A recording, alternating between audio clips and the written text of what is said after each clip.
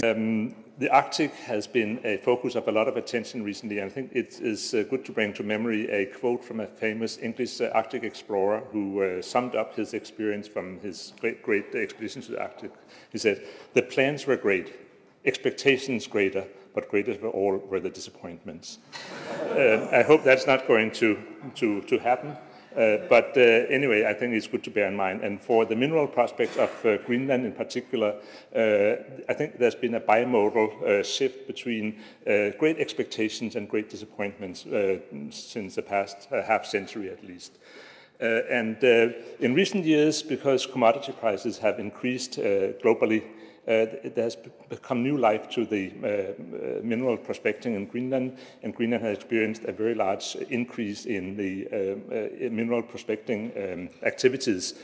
And that built a great level of expectation in Greenland that within a very short time, Greenland could be self-sustained economically, maybe be independent from Denmark, and have lots of money to throw in all possible directions from all this revenue from the mining industry. The hype reached maybe not even a peak, but some high about a year and a half ago. And at that time, Premier of Greenland, Kuupik Kleist, and myself, I was, as a geologist, equally confused about what actually is the reality of this. We decided that it would be a good idea to make an analysis of how mineral and oil and gas could play a part in the development of Greenland, get some facts on the table. And we suggested that that would be a typical academic pursuit. So the University of Copenhagen and the University of Greenland jointly formed a committee to analyze from basically the full broad spectrum of academic disciplines what minerals could play in the development of Greenland. So that's what I'm going to try to tell you something about.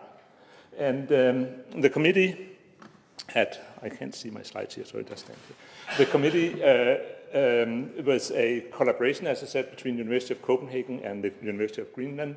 We should do this broad-spectred analysis. We hired in, or we made a force of 13 researchers from law, biology, sociology, geology, Asian studies, security studies, economics, and history.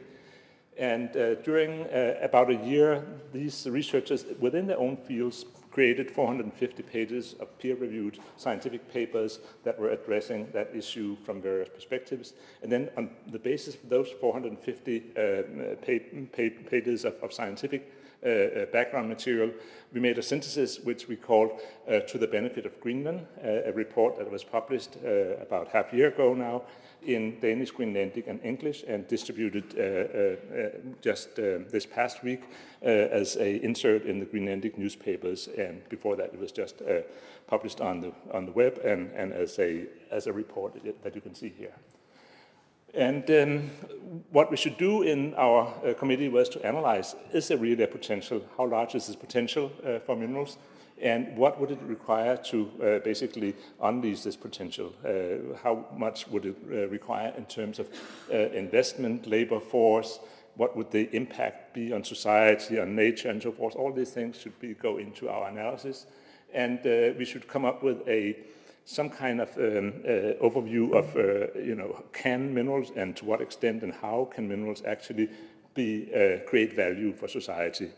And I think one thing that I would like to stress here is that the benefit of society and value to society is a very complex term, and it has a lot of political ballast onto it. So it's not an easy thing to address, and therefore we tried as gently as possible to basically describe from these various perspectives how this could be perceived. And as for the potential of Greenland, there's a number of factors that play in right from the start. Does Greenland have a mineral potential? And that is a stupid question to begin with, because the ice-free, that's just the rim of land around inland ice, the ice-free area of Greenland is greater than the area of Norway. So it makes no sense to ask if there would be a potential for minerals in such a vast area. But beside that fact, the geology of Greenland has been studied now for 200 years, more than 200 years. There's a complete geologic map of all of Greenland, not of course in all detail, but all the geologic provinces are described and understood, and there's a number of well-known, well-described specific mineral occurrences, some of which are now the focus of exploration activities, and some have been granted licenses for exploitation.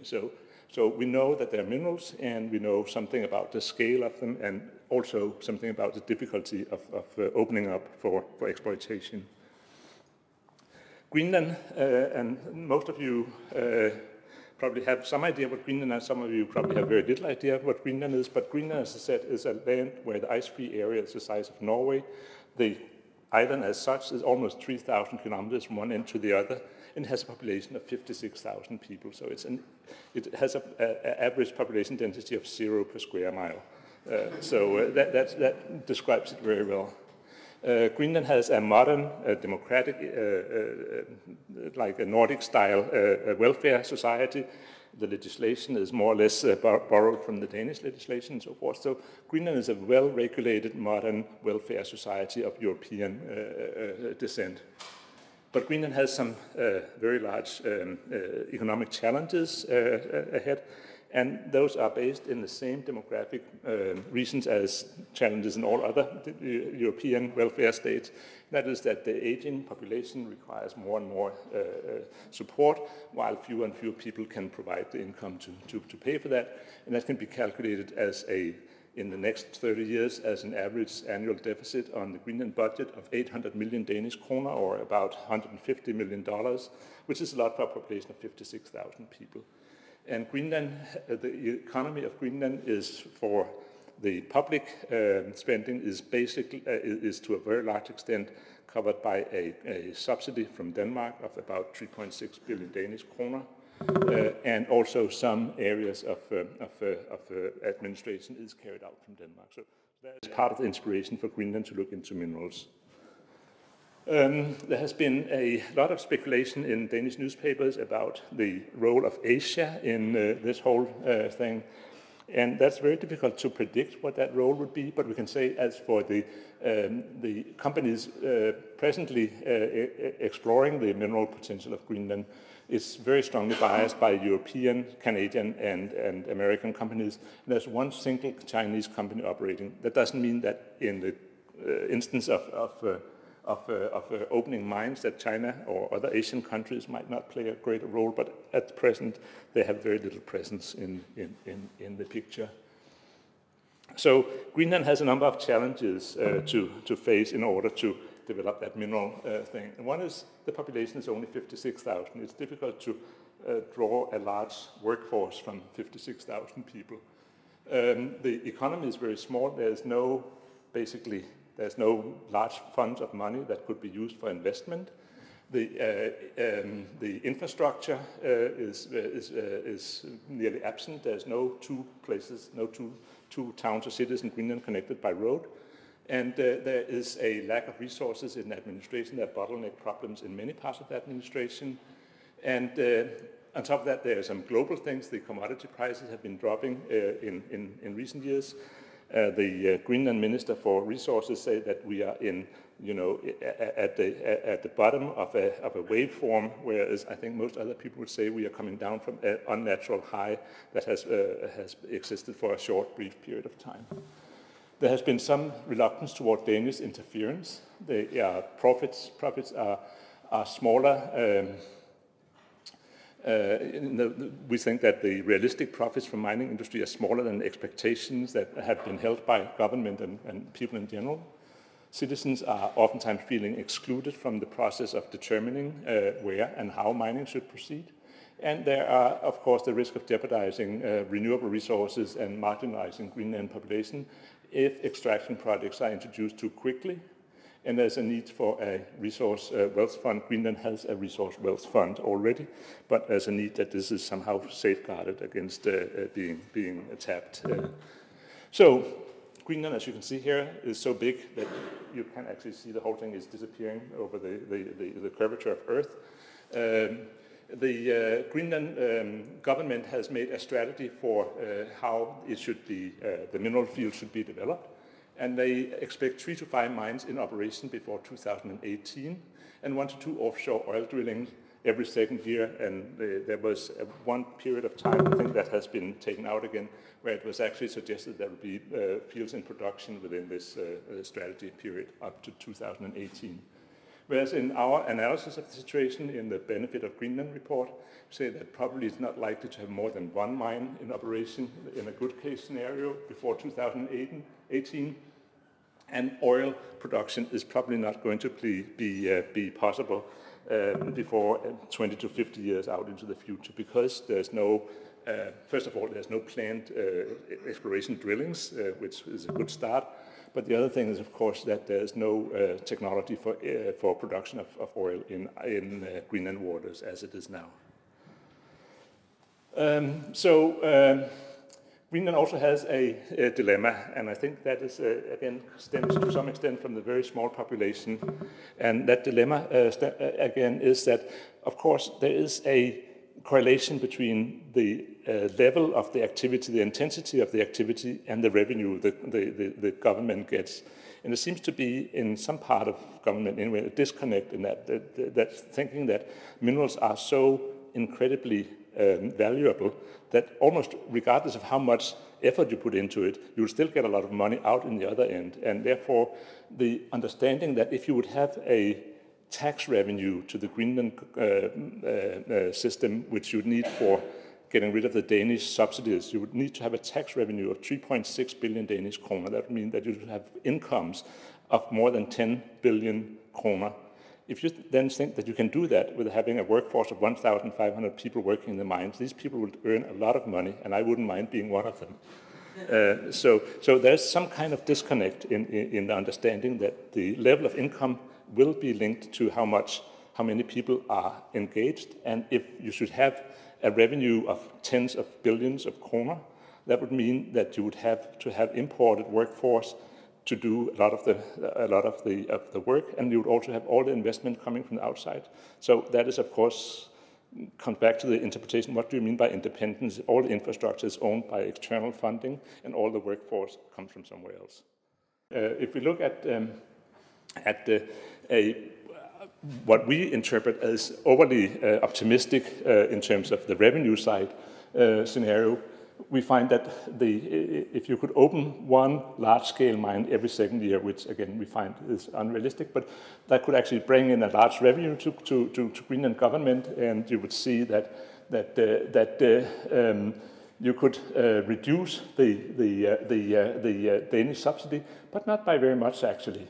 And the revenue from minerals could go up, and because there's a deficit coming the other way, that'll be reduced to this yellow curve. That means that is a net revenue. So even if you invested your net revenue into decreasing subsidy, you can only bring it down still a little bit further. So there's no, in our mind, possibility that minerals can pay for could be basically a substitute for the subsidies from Denmark. However, what we also did is kind of the other end of the spectrum, say, okay, it will be difficult to develop a large mining industry, but it will happen. We will have some mines opening, and these mines will produce, a revenue. If that revenue is invested into a research wealth fund, and we take only the rent from the mineral wealth fund and channel it back into the economy, but we get to start early on, it could actually basically make sure that the deficit in the Greenlandic economy would not happen. It would not get rid of the block grant from Denmark, but it could create stability and some kind of health into the Greenland economy. So that's what our analysis is, that minerals can definitely be a very, very positive part of Greenland development, but it's not a magic wand that will remove all problems and create great wealth in very short time. So what would happen next, and what else can Greenland do to really get some benefit out of this? Well, I think there are already some signs that Greenland are actually approaching Denmark to have Denmark help in establishing some of maybe infrastructure funds or guarantees for investment or something like that might improve the investment atmosphere for Greenland. There is a new strategy for industry development on the way, and there's negotiation between the Danish and the Greenland Ministry for trade. There's also a necessity to self-evaluate the efficiency and the functionality of the administration in Greenland, and the transparency and the whole civil engagement in this. And we have said that one way of addressing some of this could be to basically turn the process the other way. As it is now, all of Greenland is open for licensing, and that means that the companies can come in and invest a lot of money before they actually are facing the society with the question, would you like us to operate here? So that comes after all the investment. So we said, why don't turn it the other way around and have some, you would say, local-based and national-based evaluation of where would you actually like what to happen, so we can be prepared and the mining companies know what the conditions are before they go in. And that could end up in having zones where we say, okay, here are zones where we would like extraction industries, and other zones where we would not like it. Some people have said that is stupid because you cannot decide where the resources are, which is true.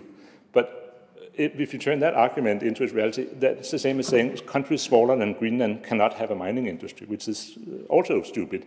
So if you take part of Greenland out, that means that the other parts will not have a potential still. So I think that we see that the mineral resources are more or less evenly spread over the whole country. So it makes no sense to say that you cannot restrict mining in certain areas because there are other issues that are more important to you. And I think what is more important could be that it could be social impact. There could be some places where you actually would like mining to be because you have a local workforce who needs something to do. Other places where you would like certain kind of mining not to be for preservation of living resources. I think the whole point of our argument is that when people think that minerals in their own right are extremely valuable, then you cannot afford to say no. But if you look at it in reality, because the minerals are non-renewable, basically you can only use the interest of the money you earn in your running budget. So that means 1 billion kroner earned on mineral exploitation can actually only generate about 50 million kroner to the national budget every year. So that basically, all these great numbers you hear, you have to divide by 20 basically to get the real number that you can safely spend. And that means that minerals triumphing, everything else kind of fades away, and many other things could be equally or even more prosperous for Greenland to do. And another thing that we think Greenland could go into is, again, if you make the zone division of Greenland, is trying to find out how you can make money on preservation of nature, which is something that everybody on Earth agrees is a necessity for the Earth to keep functioning. So why not make a business out of it? And that is actually not completely unrealistic either. So I think what we decide to say based on our analysis is that Greenland has a mineral potential. It can definitely be of benefit to Greenland. It might also be a benefit to other parts of the world, of course. And I think that if we all act with sanity and don't think that minerals are the magical cure for everything, we can have wonderful times in the Arctic. So thank you.